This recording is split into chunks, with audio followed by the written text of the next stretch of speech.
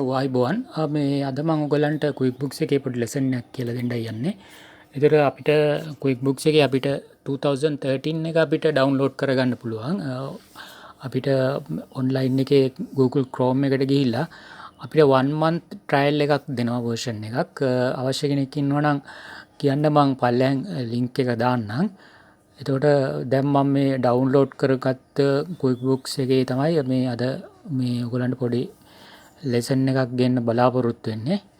එහෙම මම ඩවුන්ලෝඩ් කරපු ක්වික් බුක්ස් එක දැන් මම ඉන්ස්ටෝල් කරලා අද මම පෙන්වන්න යනවා කොහොමද chart of account එකක් ක්‍රියේට් කරන්නේ. දැනට මම එක්සැම්පල් නිකන් දෙකක් විතර වගේ chart of account එකේ accounts දෙකක් ක්‍රියේට් කරලා කොහොමද payment එකක් දාන්නේ කියන ටික අද මම කියලා දෙන්නම්. ඔව් දැන් ක්වික් බුක්ස් එක මම ඕපන් කරා. එතකොට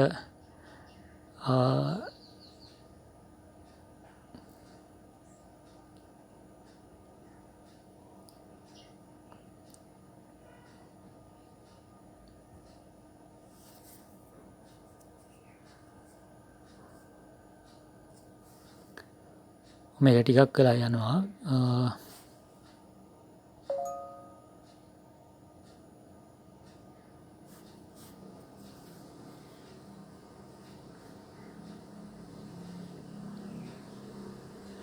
මේක ඔයගලන්ට ස්ක්‍රීන් එකේ පේනවා ඇති. ඒක දවස් 30කට තමයි ඒගොල්ලෝ දෙන්නේ. නමුත් දවස් 30ක් උත් හොඳටම ඇති ප්‍රැක්ටිස් කරන්න.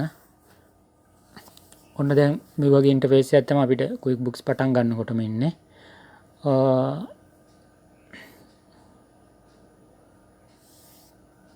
ඇත්තටම software වලින් accounting software වලින් ඇත්තටම user friendly accounting package එක තමයි quick books කියලා කියන්නේ. ඒ වගේම හොඳ advance ඕන දෙයක් කරගන්න පුළුවන්.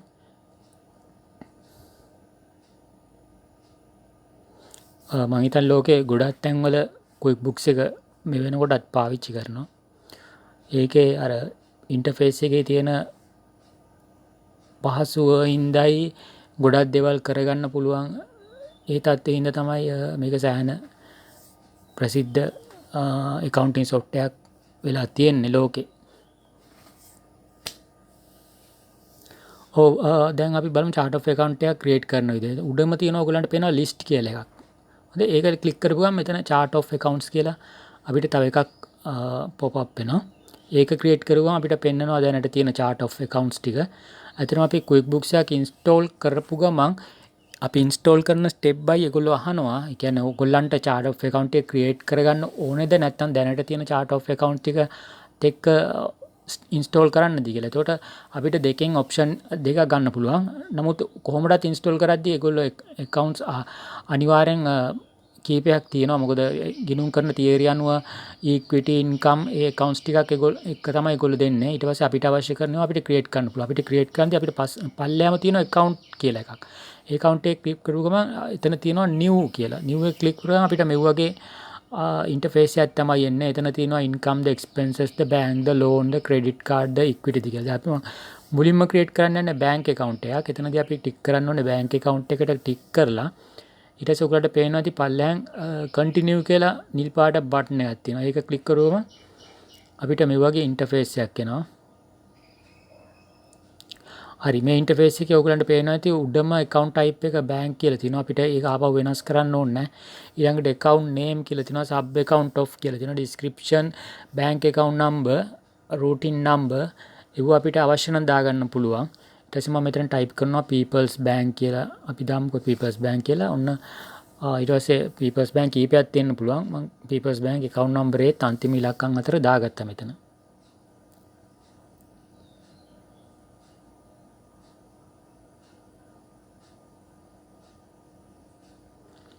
දාගෙන මම මෙතන ඔයගලන්ට පේනවා ඇති save and close save and new කියලා දෙකක් තියෙනවා. save and close කරොත් එimhe මේකේ window එක එතනින්ම close වෙනවා.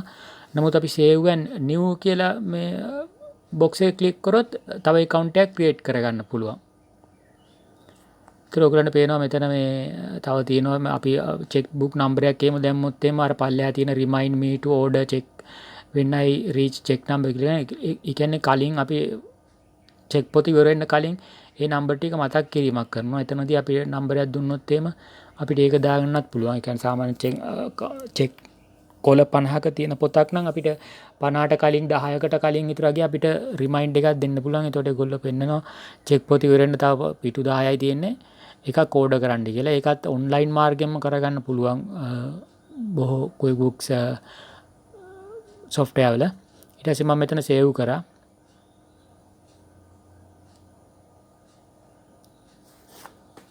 හරි. දැන් මම ක්‍රියේට් කරලා තියෙන්නේ People's Bank account එක. මම ඔයගලන්ට ගිහිල්ලා පෙන්නන්නම් ඒක මේ ක්‍රියේට් වෙලා තියෙන විදිය. ඒක ආයි බලන්න අපි ලිස්ට් එකට යන්න ඕනේ. මේ pop up උනේ ඒක ඔන්ලයින් එක අවශ්‍ය නැහැ අපිට. ඊට පස්සේ ඔන්න දැන් ආපහු අපි ලිස්ට් එකට ගියන් පස්සේ අපි ඔයගලන්ට පේනවා දැන් මම ක්‍රියේට් කරපු People's Bank account එක ක්‍රියේට් වෙලා තියෙනවා. නමුත් මෙතන මම ඔයගොල්ලන්ගේ දැන් අධ්‍යාපනය පිණිස මම අර වගේ තව People's Bank account එකක් ක්‍රියේට් කරේ. නමුත් අපිට ඒ People's Bank account එක වැඩක් නැහැ. මම ඊළඟට ඔයගොල්ලන්ට පෙන්නන්නම් කොහොමද ක්‍රියේට් කරපු එක ඩිලීට් කරන්න කියලා. අපිට ඩිලීට් කරන්න පුළුවන් account එකක්. නමුත් ඒ පැහැදිලිව ඒ account එකේ අපි transaction කිසිම දෙයක් නොදා තියෙන්න ඕනේ account එකක් ඩිලීට් කරන්න. ඒක transaction බිඳුව නැතුව මොකක් හරි ඉලක්කමක් තිබ්බොත් ඒක system එකේ අපිට ඩිලීට් කරන්න දෙන්නේ නැහැ. ඒක හරිනේ. එතකොට අපිට ඩබල් එන්ට්‍රි. එතකොට අපි ඒ account එකේ තියෙන එක වෙන account එකකට මාරු කරලා ඒක 0 කරලා තමයි අපි ඩිලීට් කරන්න යන්නේ. එතකොට මෙතනදී මම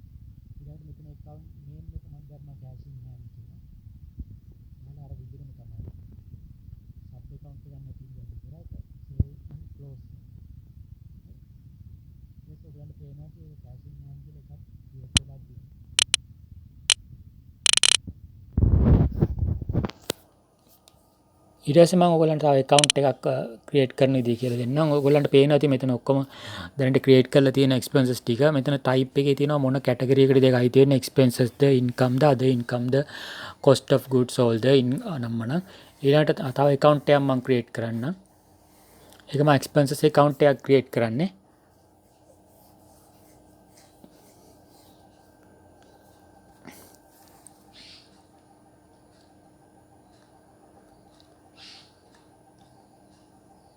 මෙතන අපි expenses account එක already select කරලා තින්නේ. the account number එකක් දාන්න ඕනේ. මම ඒකට මම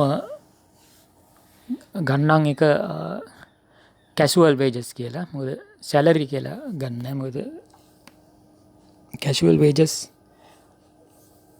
expenses කියලා account එකක් මම create කරන්න යන්නේ. casual wages කියලා කියන්නේ ඒක ඒ කියන්නේ ස්ථිර සේවය කියන්නේ මේක දවස ගානේ මොකක් හරි ගෙවීමක් කරනවා නම් ඒක casual wages වලට වැටෙන්නේ. ගොඩක් දුරට casual wages payroll එකට එන්නේ නැහැ.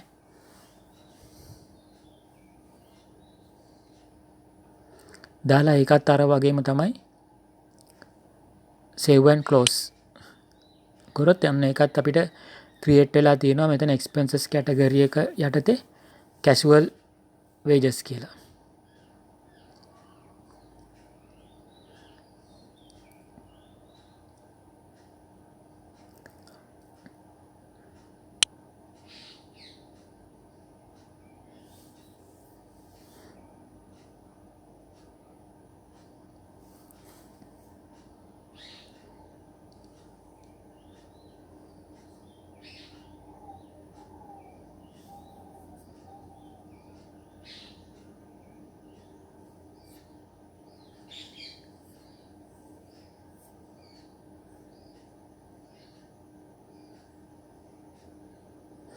ඊට පස්සේ බලමු කොහොමද payment එකක් දාන්නේ කියලා. payment එකක් දාන්න banking හරහා right check එකට click කරුව ගමන් අපිට check payment එකක් දාන විදිහට අපිට බලා ගන්න පුළුවන්.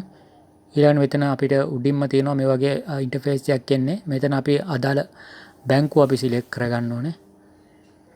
දැන් මෙතනදී අපි බලමු අපි HNB එකෙන් අපි කෑෂ් ඉන් හෑන්ඩ් චෙක් එකක් ලියා ගන්න විදිහට කොහොමද කරන්න කියලා.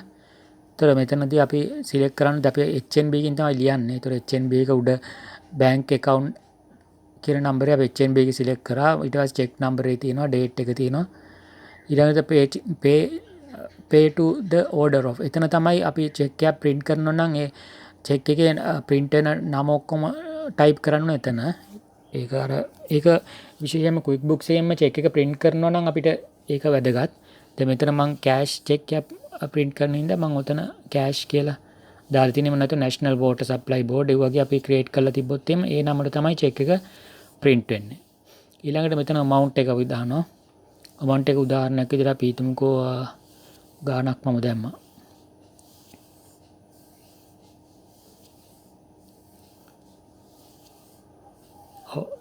ලක්ෂ 4ක් කියලා මම චෙක් එක ලියලා ගන්න යන්නේ.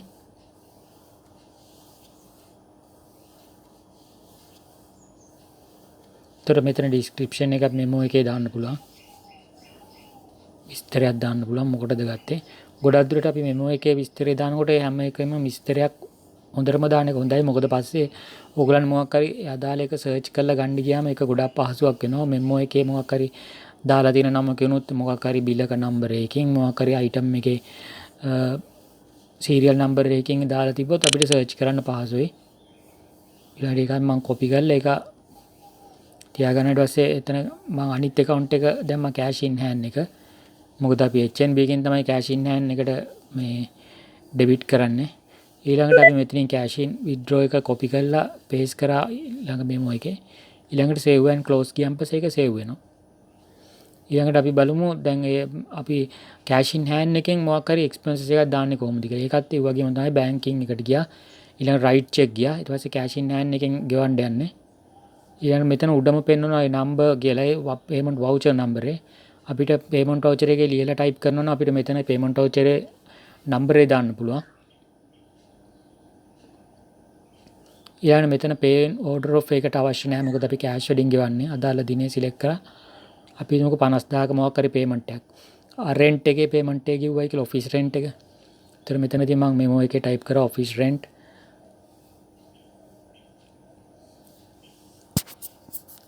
for June කියලා.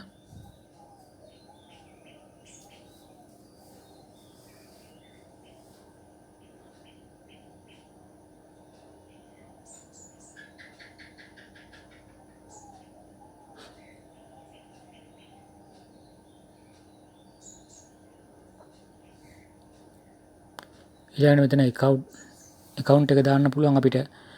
දැන් මෙතන තියෙනවා නම් අපිට account එකක් මේව කරන්න ඕනේ නැහැ. දැන් මෙතන rent expenses කියලා එකක් තියෙනවා. මම ඒක පෙන්නන්නම් ඒක කොහොමද එතනින් අපි account එකක් create කරන්න කියලා. ඊට පස්සේ අපි එතනින් office rent කියලා එකක් create කරන්න ඕනේ. එතන අපි create කරුවම අපි උඩටම ටික් කරපුවම උඩටම යන්න පුළුවන්. එතන තියෙනවා add account කියලා. add account එක කරපුවම අපිට මේ වගේ ආපහු අර box එක එනවා. කලින් අපි chart of account create කරන් දියාපු එකක්. ඊළඟට expenses එකක් අපි open කරන්න. expenses එක ටික් කරලා okay කරුවා මේ වගේ එකක් එනවා. ඊට පස්සේ අපි මේ account name කියන තැනට අපි type කරනවා office rent කියලා.